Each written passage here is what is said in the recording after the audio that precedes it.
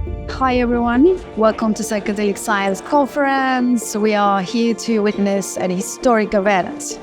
We have, I think, 11,000 people, attendees coming to learn more about psychedelics and their benefits and therapeutic use. We're here for the next 3 days intensely, speaking to many leaders in the space and bringing you so much more news and updates. So stay tuned.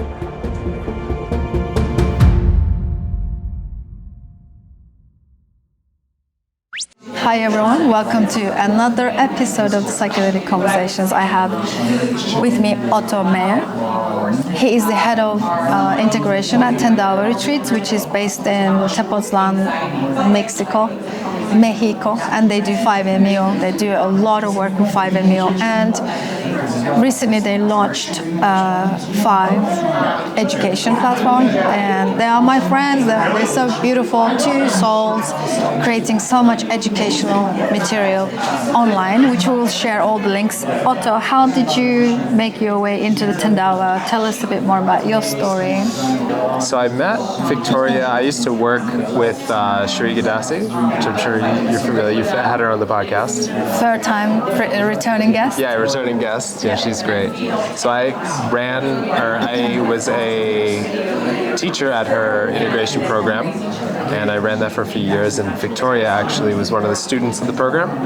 And so we connected really well. She loved the way that I taught, and so when they started Tandava, they invited me on as just an integration guide for folks coming through the retreats, and then they really loved the work that I was doing and became more specialized in creating kind of like a really unique protocol for working with 5 specifically. Mm-hmm. So then from there we kind of collaborated, and now it's expanding into 5 and creating protocols for integration, and it's lovely. I love working with them. That's amazing. And do you specifically work with 5-MeO medicine or any other medicine specifically?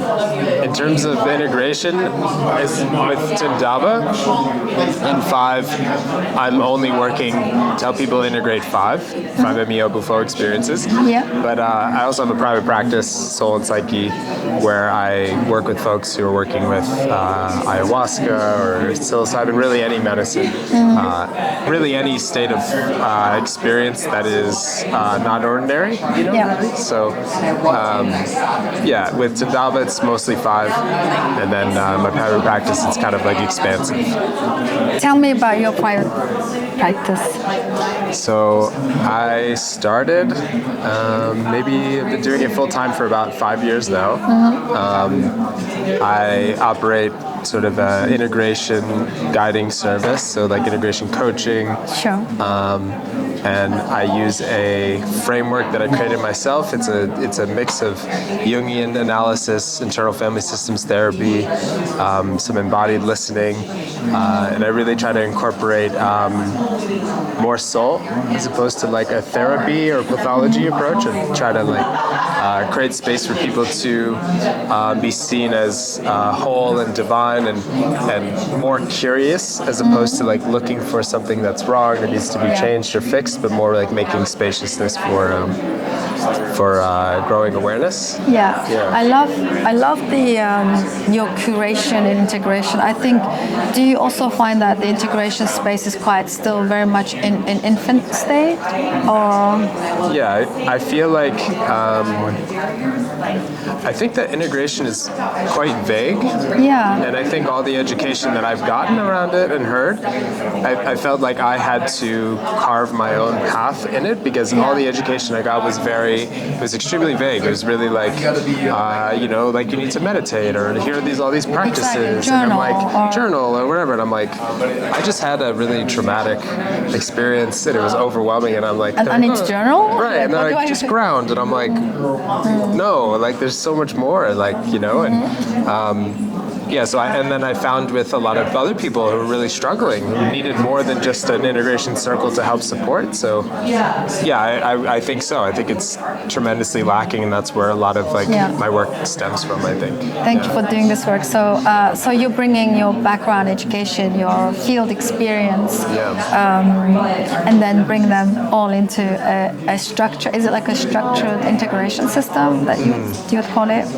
Yes and no. It's definitely a framework, but I'd like to really start where someone is at, and really let their system, their soul lead.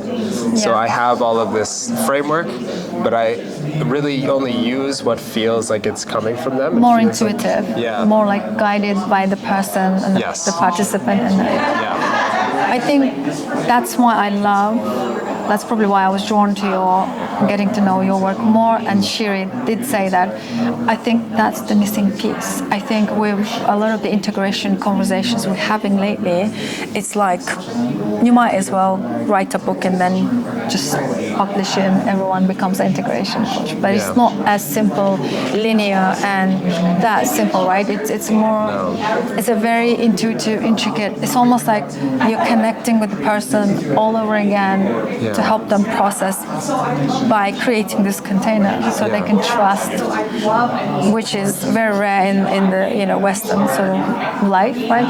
Isolated, and I think there's the life that I witness, and I'm also in the same sort of field as you. There's a lot of lack of trust, knowing that they should have someone to tell them what to do, and it's very difficult to help them find themselves in the process, which I think is the key. That's where the intuitiveness come in, right?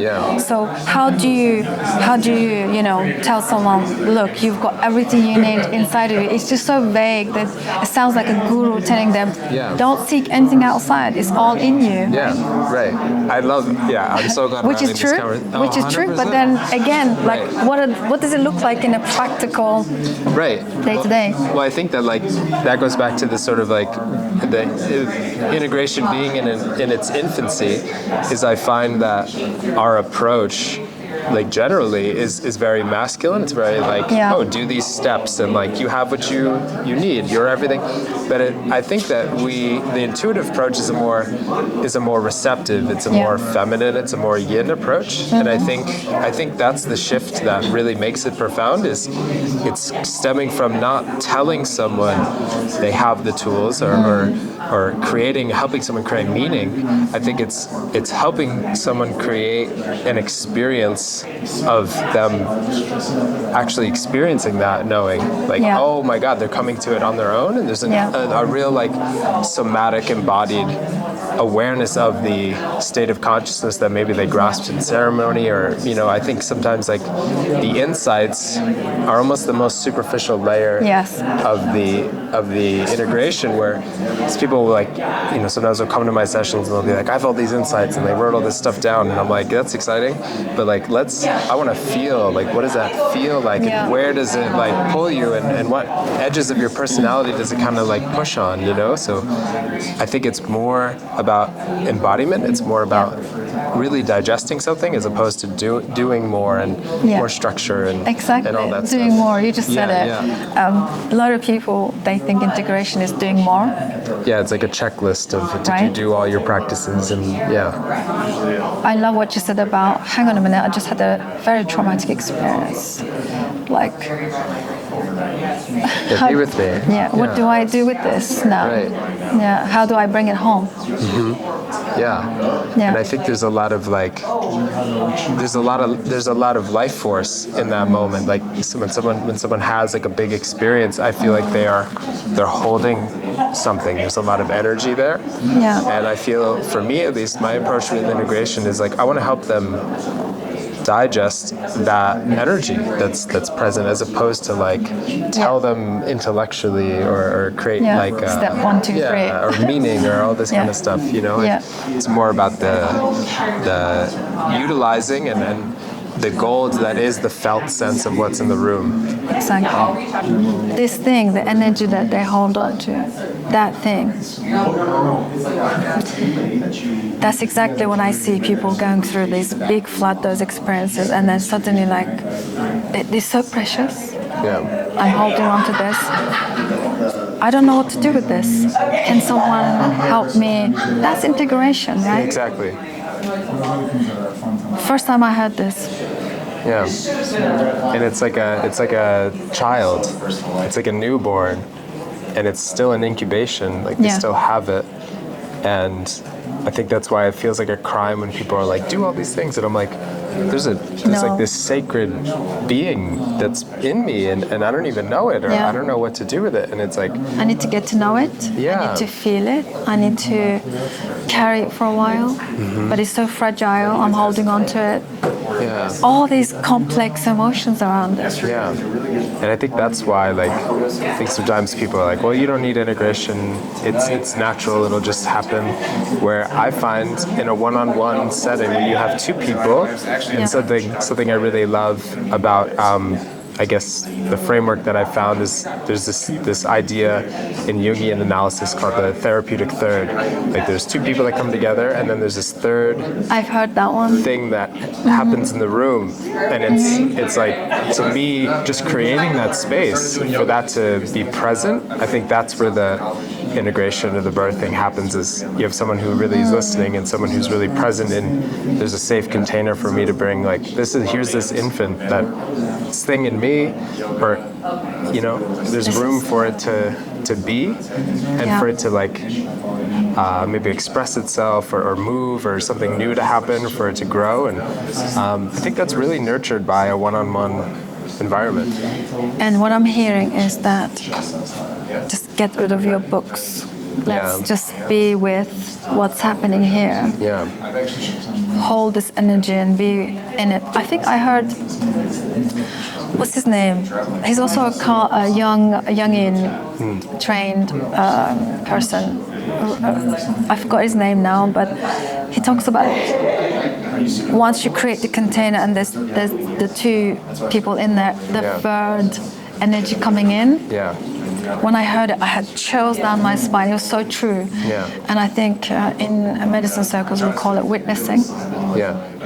So there's this third witnessing is happening, and I guess just being present with the person and just allow them to safely move through this thing they're holding. Right. And I think it's like a special moment, because I think when it's really happening, I feel like this emptiness. Like I'm empty of my own personality stuff and my story and what I'm going through, and they are almost like, it's like we're both coming to acknowledge this third thing, and when that third thing shows up, it's really like, it gives me chills. It really is like the only presence that feels like it's in the room. And I think if we can nurture that, I think integration ends up happening on its own accord. So Otto, how do we reinforce this into the mainstream? You have a hard work to do. Yeah, I think I started off just like hammering home like integration's important, and then people are like, but they're just gonna associate it with the standard mainstream checklist integration, which is so like, it's way too simple.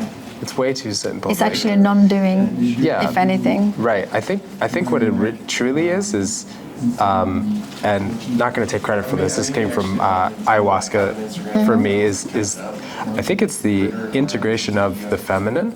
I think it's truly our culture being able to value listening and slowing down and being. And in a true sense, and I think that not like, oh, I'll do that every once in a while, but like in the way that we interact with our friends, our family, the way we work or go through the world, that the integration of I'm slowing down and I'm listening and I'm receiving my experience, as opposed to the doing, bettering, telling, like that sort of like improving, making something of this experience other than what I've just experienced. Exactly. Yeah. There's having to like do something more with it or whatever, as opposed to let it change you.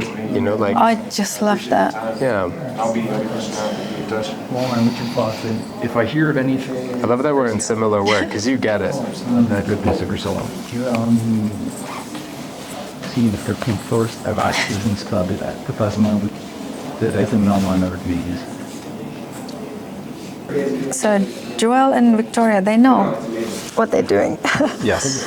And that's why you're head of the integration. So coming back to the real one. So how do we, of course I'd love to have you back again and again and again, because this is what I've tried for. Yeah. I think a lot of the work of the medicine is lost in translation. Yeah. And we need to come back to the really root of what this is. Yeah. And we need more of your style of integration. Yeah. I agree.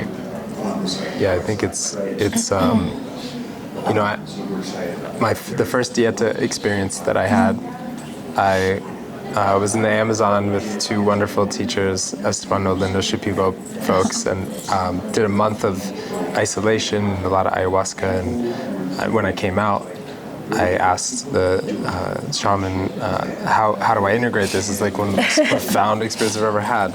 Like the Western mind comes in and says, what do I do? What do I do? And he just like laughed at me. And he was like, this word integration, you guys use this all the time. He's like, I don't know what this means. He's like, that's, He said, you have to come home. You have to go home to New York. I don't, you know. And I think that's when it really hit me, that we have these experiences, and then I think we then go back into our culture and our society, which has a very specific way of seeing and doing things that's quite counter to what the medicine That's exactly why it touched me. Yeah. And then we plug it into this, and then we try to integrate this medicine with that system, and it doesn't work. No. Yeah. No. Yeah, so it's about being with the experience and letting it change you. Yeah. And follow the threads of small, very almost like misses the perception, subtle, like breadcrumbs. Follow them and just build them through over time. Yeah. For me, that's integration. Yeah, me too. Like it's almost like every day, even if it's a little tiny thing, you do something very differently than you would normally do. Yeah. And then you build on that, and you build on that, and you build on that, and then one day you look back and say, "Wow, I think I have changed a lot." Yeah. For me, that's integration. Yeah. It's not like, what can I do in the next 2 weeks, the 3 months, or the 6 months? What are my checklists? You know, I don't want to lose this. There's also the scarcity mindset. Yeah, people get really scared of losing the feeling, especially with 5. I notice that a lot of people get really like gripped and afraid that they're going to lose it. That's something comes up a lot in our communities. So when they touch something very overwhelmingly connected, and you know, for the first time, they're so beautiful. You know, in that space, they say, "Okay, what do I do not to lose this? I'm scared. I'm going to lose this feeling." But for me, that's like the scarcity mindset. It is always there for you. Yeah. Once you learn how to come back and connect again and again, right? Yeah, and there's something about like, I think the irony of that is you're losing it with your grip. By doing that. By saying like, saying this. I'm so afraid of losing it. It's like, well, you're surely not connected right now, like as you're gripping, you know, very tight. I also feel like it's beautiful.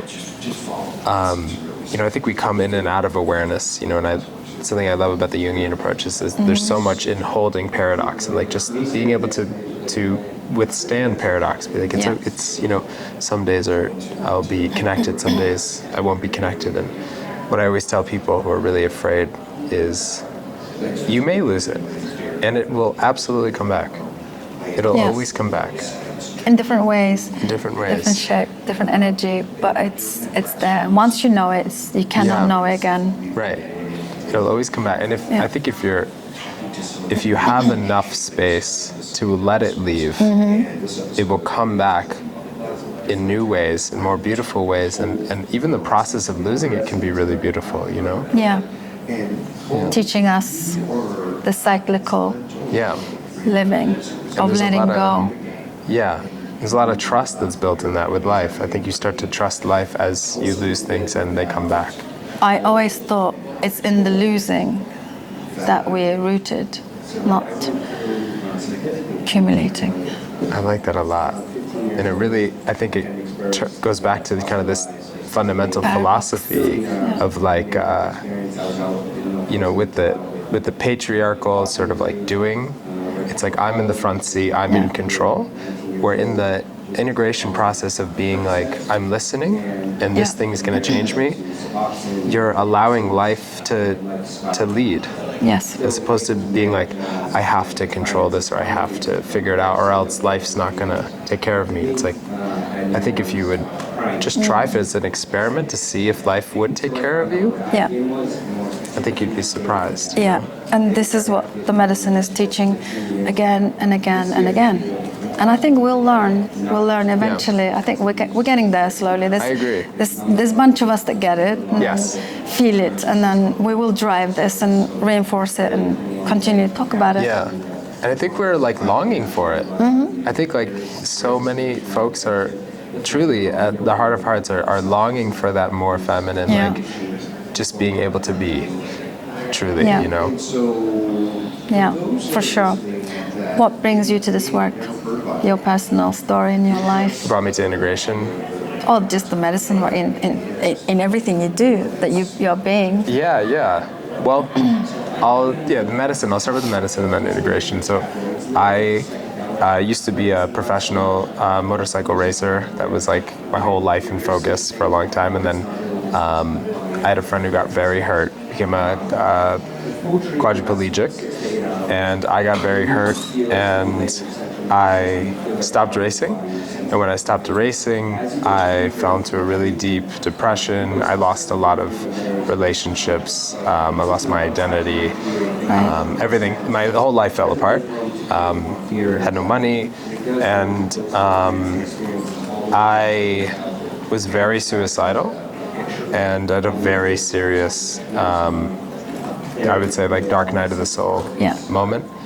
And through that, I discovered meditation, and that kept me afloat for a long time. And I went to India and spent a lot of time living at ashram and studying meditation. But I had a mental breakdown when I was in India, and I realized that like the meditation was keeping me afloat, but I was still like something in my soul. I was suffering like tremendously, and I don't know how I heard about ayahuasca, but I had heard about ayahuasca, and I left India and sat in a ceremony, and the medicine basically brought up all of my trauma. It's like that you have all this trauma. This is like kind of like what's causing the suffering, and I cried for about 6 hours, and I think after that kind of was the first entry point for me. Was it was that moment with ayahuasca, and then what brought me to integration specifically was just seeing such a lack of it and feeling really indebted to the miracle that was the experience that I was given. I just felt like I really owed the medicine, like some type of like, how can I help?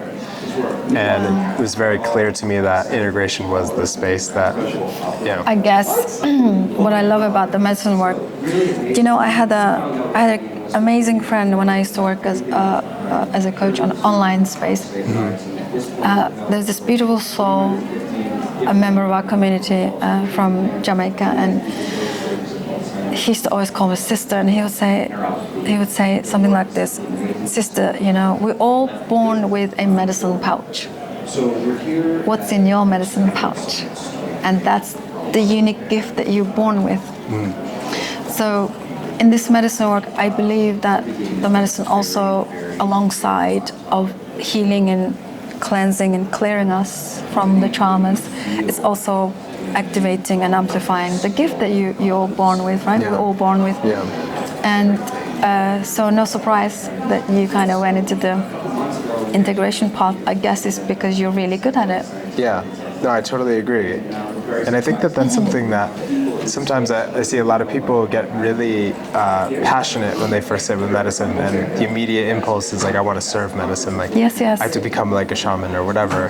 And I always think it's like really funny because like, I think it's more like that. It's like you have these innate gifts, and to bring those into the world, I think is an act of self-love. And it's an act of love for everybody, as opposed to having to do the like standard quote, like, to serve the medicine or to... Let me just pass. I just kind of like, pass the cup and everyone's got to drink, It's about finding what your gift is and serve the world with that. It's so wonderful. We have a term for that, you know, drinking 1 cup of ayahuasca and then wanting to serve. Yeah, what is that?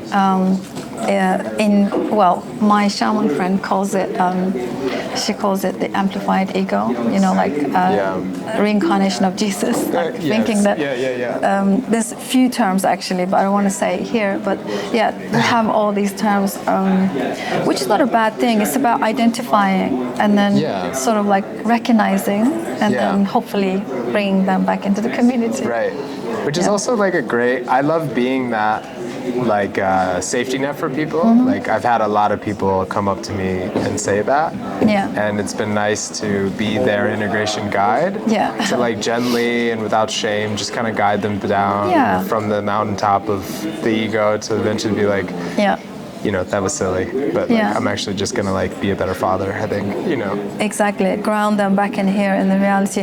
It's like there's another guy that's so phenomenal. They did a workshop. He spoke of this because when he had his own breaking moment, he said that he really thought he was reincarnated in you know, Jesus coming back. And then he says to the crowd, "There's nothing wrong with that. As long as you follow certain protocols, like there's nothing wrong with feeling that way." I really love that approach. Like there's nothing wrong. We're not shaming. We're not. No, it's just like let's all come back again together, right? Yeah, it reminds me. I think Ram Dass told a story about his brother had maybe I think a spontaneous like awakening experience, and he was in that sort of space. And he was in a hospital, and Ram Dass came to visit him, and he was like so happy to see him. He's like, "Ram Dass, you know." He's like, tell them that, you know. And he was like, "Listen, it's okay. It's okay. It's just the problem is you think you're the only one." Oh, that's it. It was powerful. It's like it's okay that you think that you're Jesus. The problem is that you think you are the one, only one, as opposed to like it's all of us. There's you know, billions of us. Yeah, it's just billions of Jesus out here. So beautiful. Thank you, Otto, for everything you do. Before we let you go, share with us your projects. Apart from working with Tandava Retreats, is there anything you want to share with our listeners? The Tandava Retreats. I mean, I keep having Victoria and Joel back all the time. So I'll probably speak to them tomorrow. But tell us, like, what's in the pipeline, your project, your personal projects, offerings.